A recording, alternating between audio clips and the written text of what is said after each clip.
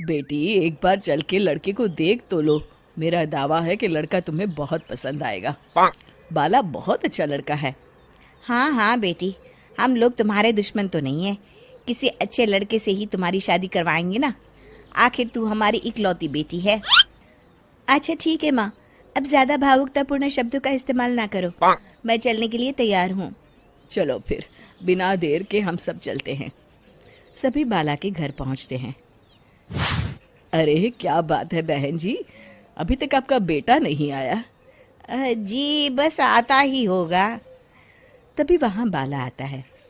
लो जी, आ गया मेरा बेटा। ये लोग तुझे देखने आए हैं और ये इनकी बेटी नम्रता है। बाला के सर पर बिल्कुल बाल नहीं होते।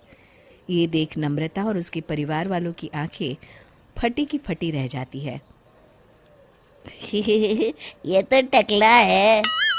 हे भगवान, माँ पिताजी, आप दोनों एक टकले से मेरी शादी करवाने वाले थे। अरे ये तो पूरा उजड़ा चमन है। देखो बेटी, इस तरह किसी का मजाक उड़ाना गलत है। किसी के बारे में इस तरह की बातें नहीं करते।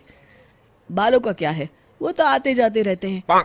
लड़का टकला है तो क्या हुआ, इंजीनियर है, अच्छा खासा कमाता है। आप चुप रहिए जी।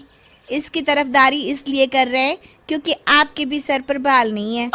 मैंने तो आपसे शादी कर ली, मगर मैं अपनी बेटी की शादी एक टकले से बिल्कुल नहीं करवाऊंगी। अरे ये क्या, कब से आप लोगों ने टकला टकला लगा रखा है? और माफ करना, तुम भी कोई हूर की परी नहीं हो। तुम लोग मेरे घर में आकर मेरी ही बेइज्जती कर रहे हो। निकल जाओ यहाँ से। हाँ हाँ तो जा रहे हैं ना, हमें भी यहाँ रुकने का कोई शौक नहीं है।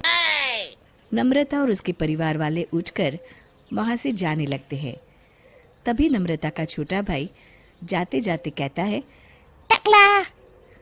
तेरा बाप टकला। और इस तरह बाला का रिश्ता टूट जाता है। फिर एक दिन सड़क के किनारे एक आदमी घूम घूम कर कंधी बेच रहा होता है।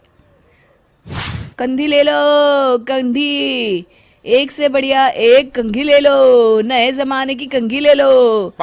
अरे भाई ये ले लो। घूमते घूमते वो बाला के पास पहुंच जाता है। अरे भाई साहब, कंधी लोगे क्या? ये लो। तभी उसकी नजर बाला के सर के ऊपर पड़ती है। अरे माफ करना भाई साहब, आप इसे लेकर क्या करोगे? आपके सर पर तो बाल ही नहीं है, आपका तो स्टेडियम पूरा खाली है। चलता हूँ, कंधी ले लो, कंधी ले लो। कंधी वाले की बातें सुनकर बाला को बुरा लगता है। उस समय बाला को ऐसा महसूस होता है कि उसके लिए दुनिया में सबसे कीमती कोई चीज़ अगर है तो वो सिर्फ बाल है। बाला सड़क पर चलते हुए लोगों के बाल बड़े गौर से दिखता है। चलते चलते बाला एक मंदिर के पास पहुंच जाता है।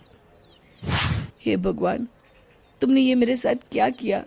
थोड़े से बाल अगर मुझे दे देते तो तुम्हारा क्या चला जाता?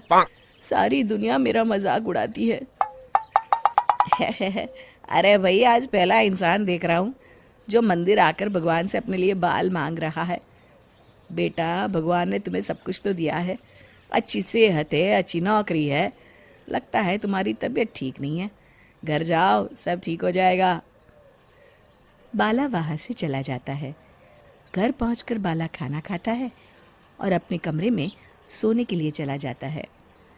फिर सुबह जब बाला सोकर उठता है तो आईने के सामने अपने आप को देखकर हैरान हो जाता है। बाला के सर पर एकदम घने बाल आ जाते हैं। बाला खुशी से झूम उठता है। अरे ये तो चमत्कार हो गया, मेरे सर पर बाल आ गए। लेकिन ये हुआ कैसे? दोस्तों, अगर आप इस कहानी का दूसरा भाग देखना चाहते हैं तो हमें कमेंट करके ज़रूर बताएं।